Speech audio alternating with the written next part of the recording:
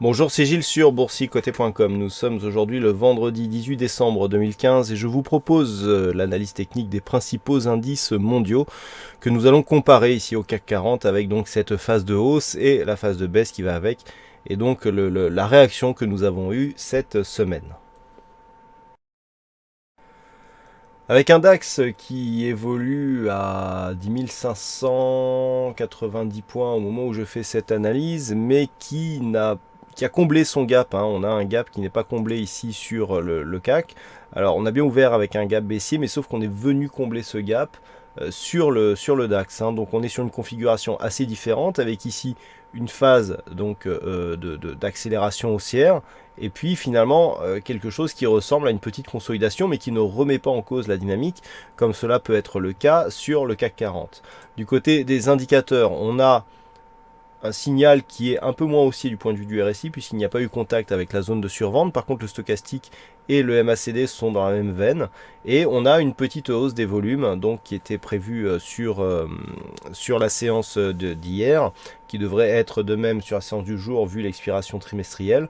Et donc on a pour l'instant, on a un peu moins l'invalidation du signal sur le DAX que ce que nous avons sur le CAC. Donc pour l'instant, tout espoir n'est pas mort. La zone ici des 10 454 agit bien pour l'instant comme zone de support ici sur cette phase. On ne s'en est pas trop approché aujourd'hui.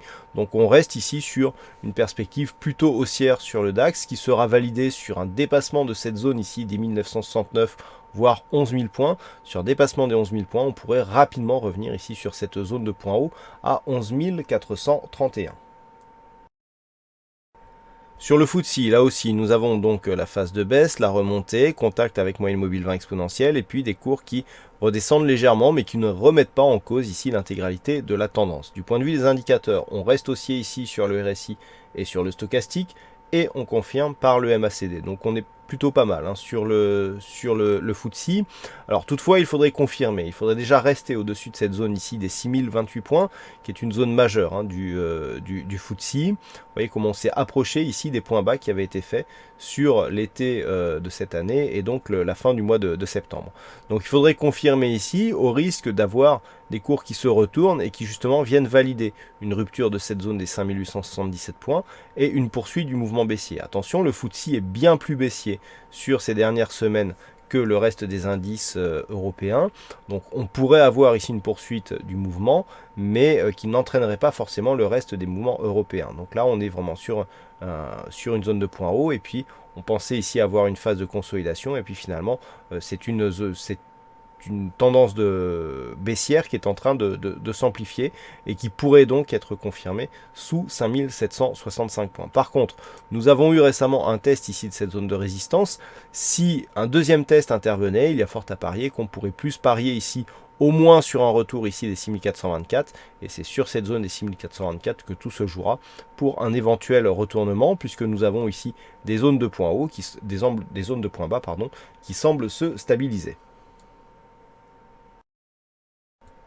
Du côté des indices américains, avec ici le S&P 500, on reste dans une zone de neutralité court terme, entre 1985 et 2116 points, donc des cours qui évoluent dans cette zone d'une manière beaucoup moins directionnelle que les indices européens. Du point de vue des indicateurs, on reste aussi dans une certaine neutralité, l'image du stochastique ici qui monte mais qui ne part pas de sa zone de survente.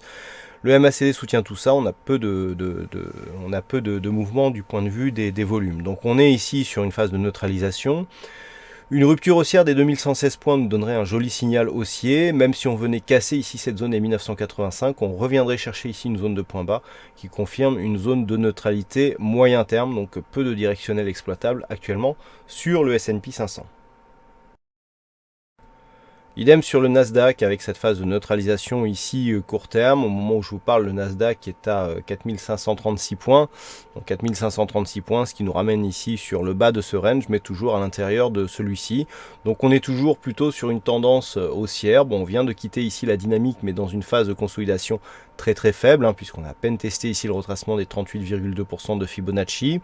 Du point de vue des indicateurs, on a effectivement une petite baisse, mais qui reste dans une certaine moyenne, idem sur le stochastique. Le MACD a très peu d'amplitude, donc on est toujours neutre ici d'un point de vue court terme sur le Nasdaq, mais sous la dominance quand même d'une tendance moyen terme qui, même si elle se neutralise, eh bien, reste haussière par manque de consolidation, suite ici à cette sortie de dynamique.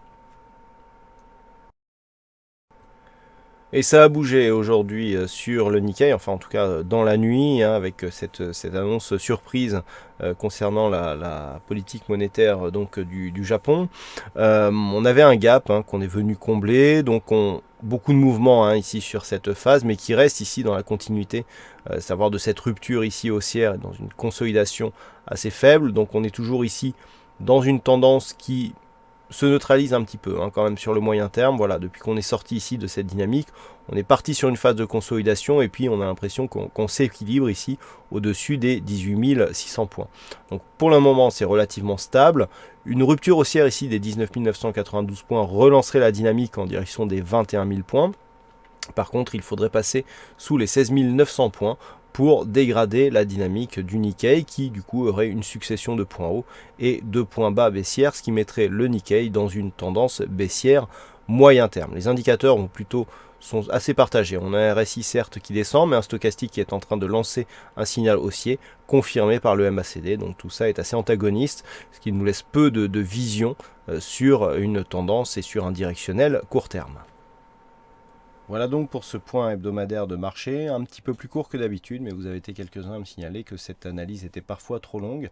Donc n'hésitez pas à me donner vos impressions sur ce format un petit peu réduit, au risque d'occulter certains éléments techniques importants. Votre avis, en tout cas, il l'est pour moi, et donc n'hésitez pas à me le donner. Voilà, donc passez un bon week-end, bonne chance dans le prochain trade, et on se retrouve dès la semaine prochaine pour d'autres analyses techniques sur le site boursicoté.com. Bon week-end à tous.